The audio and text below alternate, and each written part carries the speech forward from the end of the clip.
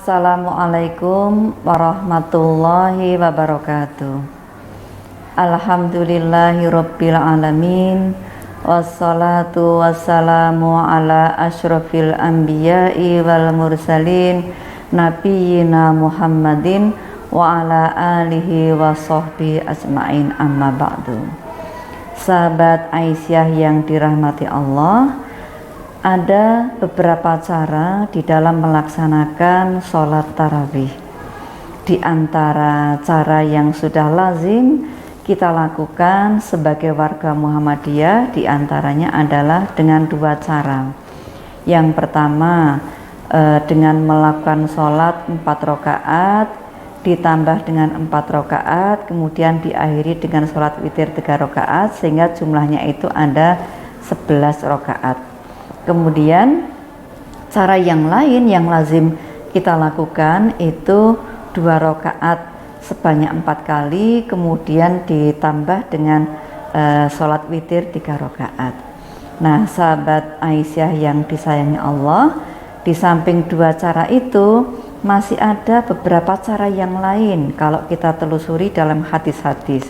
Di antaranya di dalam hadis-hadis yang sudah ditarjih oleh Majelis Tarjih Pimpinan Pusat Muhammadiyah, itu ada cara di dalam melaksanakan sholat tarawih.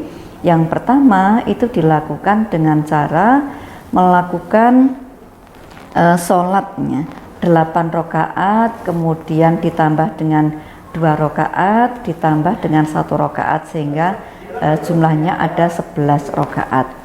Kemudian cara yang kedua bisa dilakukan dengan cara melaksanakan sholat 4 rakaat, kemudian ditambah dengan 3 rakaat, sehingga melaksanakan sholat tarawih itu 7 rakaat. Di samping itu ada hadis yang lain yang menjelaskan bahwa sholat tarawih itu dilakukan dengan cara melaksanakan sholat 6 rakaat, kemudian dilanjutkan atau ditambah dengan 3 rakaat, sehingga ada 9 rakaat begitu.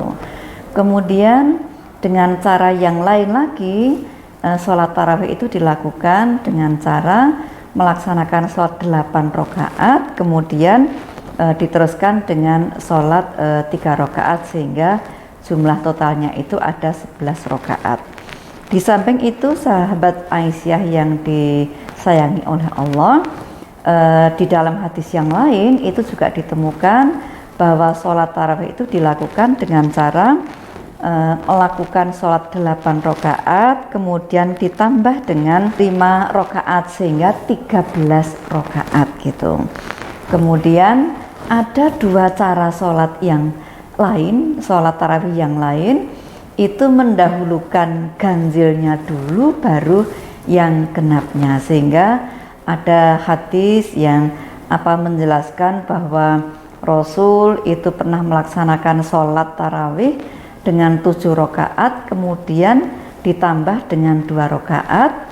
Di samping pernah juga melakukan sholat tarawih dengan 9 rakaat ditambah dengan 2 rakaat, sehingga 11 rakaat, tapi mendahulukan yang 9 atau yang gasal dulu begitu.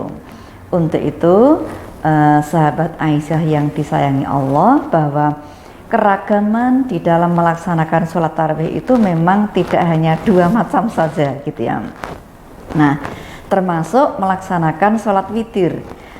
Kalau tadi ada 7 dulu baru 2 rakaat atau 9 dulu baru 2 rakaat gitu, sehingga sholat yang berjumlah rakaatnya itu gasal, itu tidak mesti diakhirkan. Jadi bisa juga diawalkan, bisa diakhirkan, bergantung pada yang kita laksanakan dari hadis-hadis itu yang mana.